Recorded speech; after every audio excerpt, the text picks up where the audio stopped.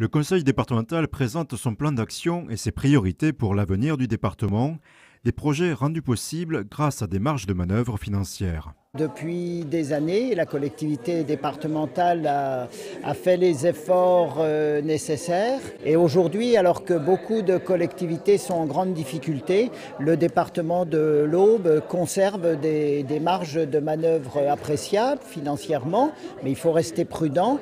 Et il conserve ces marges de manœuvre d'autant que son endettement est extrêmement faible. Nous avons les moyens financiers de l'ambition de ce plan. Pour renforcer l'attractivité du territoire, le département a pour ambition d'accueillir plus d'étudiants, notamment grâce au doublement du bâtiment de l'EPF ou la construction de l'école d'ingénieurs ESTP.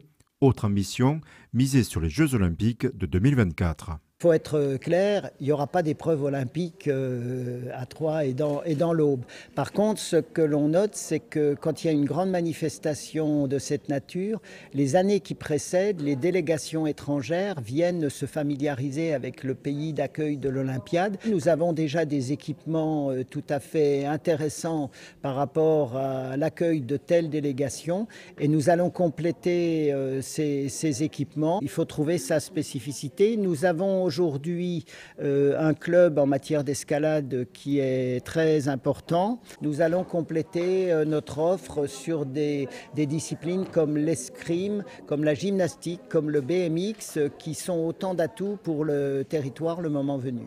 Le département souhaite réformer et accélérer la réalisation des projets communaux ou intercommunaux, notamment avec un appui et du conseil technique.